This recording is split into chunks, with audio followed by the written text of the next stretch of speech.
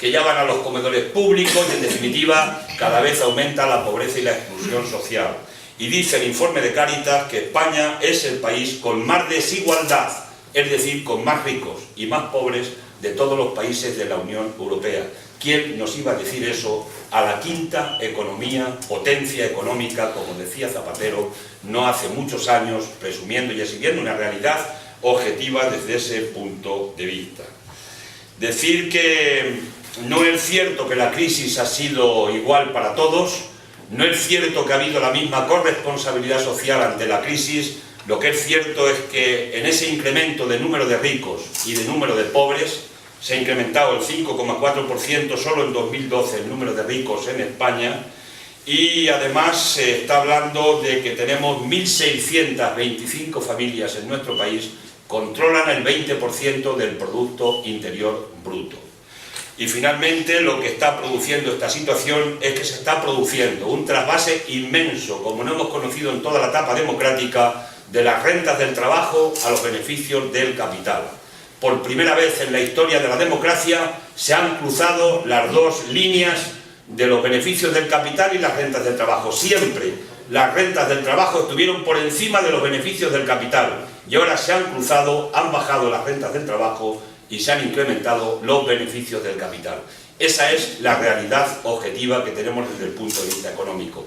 No estamos en un país pobre, ni estamos en un país empobrecido. Estamos en un país donde está creciendo la desigualdad y donde la riqueza se está redistribuyendo cada vez más injustamente, cuando debería ser todo lo contrario. Decir que se están aplicando líneas y leyes a destajo. Van ya 46 decretos leyes que pasan y se convalidan directamente en pleno, sin debate parlamentario a lo largo del proceso de que se tramita una ley. Entre ellas se han aprobado un paquete en estos últimos días, es decir, ayer. Se aprobó la Ley de Presupuestos del Estado para el año 2014. Para que os hagáis una idea sencilla, los presupuestos nosotros los hemos calificado que van a generar más paro y van a generar más pobreza y más exclusión social. Y no van a generar más inversión. La inversión de los presupuestos generales del Estado para 2014 es la equivalente a la inversión del Estado hace 25 años. Con eso nos hacemos una idea que es muy importante, la inversión del Estado para dar empujón a la economía productiva. Y la segunda es que los presupuestos de ingresos son los equivalentes al presupuesto de hace 10 años. Por tanto, con esos dos datos tenemos suficiente para saber que 2014 no es un año que los presupuestos del Estado van a ayudar a mejorar la economía y crear más empleo, sino que van a deteriorar más la economía y especialmente el empleo. Por tanto, ese es el análisis muy simple, muy sencillo que hemos hecho de los presupuestos. Y la segunda cuestión, en lo que tiene que ver, no me entretengo en ello porque quiero comentaros más temas que entran en profundidad en los presupuestos, pero en la parte que tiene que ver con, por ejemplo, los funcionarios públicos, vuelve a haber por cuarto año consecutivo congelación de salario, que significa pérdida de poder adquisitivo por parte de los trabajadores del sector público. Decir que vamos a pagar 36.590 millones de euros de intereses en estos presupuestos, y hablaré también un poco de ellos ahora, y además decir que en la parte de los ingresos deberéis saber que de cada 100 euros que se ingresan en los presupuestos generales del Estado de 2014, 80 euros, el 80%, se ingresan de las rentas del trabajo, IRPF, del IVA, impuesto indirecto que pagamos todos, independientemente de los recursos que tengamos, y de los impuestos especiales, 80 de cada 100 euros. Y solo 12,5% lo paga el impuesto de sociedades, es decir, los beneficios del capital. Por tanto, tenemos que afirmar rotundamente que los presupuestos del Estado pagamos las rentas del trabajo, la mayoría de esos presupuestos de los ingresos, y en la historia también de la democracia española nunca pagaron tampoco los beneficios del capital. Por tanto, ese también es un elemento que sigue ayudando a que la desigualdad social se siga incrementando en España. Decir que han incorporado en los presupuestos el recorte de pensiones. Nos han vendido la moto porque son estrategas y contratan a gente, a sociólogos, para que nos coloquen en la cabeza lo contrario de lo que está pasando, que nos van a subir la pensión el 0,50% en el año que va a entrar. Y la gente pues interpreta y entiende que esta es una subida de pensión, que suban el 0,5, anunciaron 0,25 y después se han corregido al 0,5 en el Senado. Pero todo el mundo sabemos, que movemos las cuentas, que el Estado ha previsto que va a haber una inflación del 1,3% en el año 2014. Por tanto, lo que va a haber es una pérdida de poder adquisitivo de los pensionistas en 2014. Pero no cuentan la verdad, no la quieren decir, intentan camuflar la cuenta. Hay dos elementos centrales en lo que son las pensiones. El primero de ellos es que lo impone la Troika. Y como lo imponía la Troika sabéis que es el Banco Central Europeo, que es la Comisión Europea y que es el Fondo Monetario Internacional. Estos son los componentes que son la Troika en ese sentido. Bien, pues antes del 31 de diciembre tenían que tener acabado el plan, la contrarreforma de pensiones, el segundo pensionazo. Lleva un recorte en las propias cuentas que presenta el Estado de 33.000 millones de euros hasta el año 2022. Por tanto, eso se llama recorte a los pensionistas actuales y a los pensionistas futuros. Y la segunda gran razón de por qué se recorta, es decir, la primera se recorta para que podamos garantizar el pago de la deuda y los intereses a los acreedores que han comprado deuda en nuestro país, para que estén tranquilos. Los que compraron deuda tenemos que apretar el cinturón y decirles vamos a poderos pagar la deuda. Y los intereses de la misma, y hablaré de ello también después. Pero la segunda gran razón es que es un regalo a la banca. Desde hace muchísimos años, la banca está loca porque contratemos fondos privados de pensiones. Tenemos contratados el 7% del Producto Interior Bruto, pero quieren más. Algunos sueñan con llegar al modelo americano que tiene contratado un 77% del Producto Interior Bruto equivalente en fondos privados de pensiones. ¿Y cómo consiguen que nos metamos en fondos privados de pensiones? Si ahora abrís los periódicos, vais a ver de vez en cuando un anuncio que os anuncian que por qué nos metéis en un fondo privado de pensiones. Hay una ofensiva clarísima a nivel global.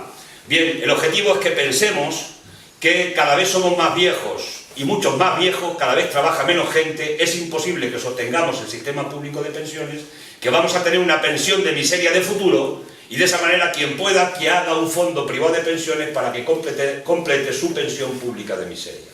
Y de esa manera es como los bancos van a hacer el inmenso negocio que tienen muchas ganas durante muchísimos años. Es un regalo a la banca. No existen razones objetivas para que el Estado diga que no puede garantizar las pensiones de los pensionistas en nuestro país. Y no existe ninguna razón objetiva que diga que no se puede cumplir lo que dice la Constitución española y lo que dice el Pacto de Toledo de garantizar las pensiones cada año a los pensionistas, además manteniendo el poder adquisitivo de las pensiones.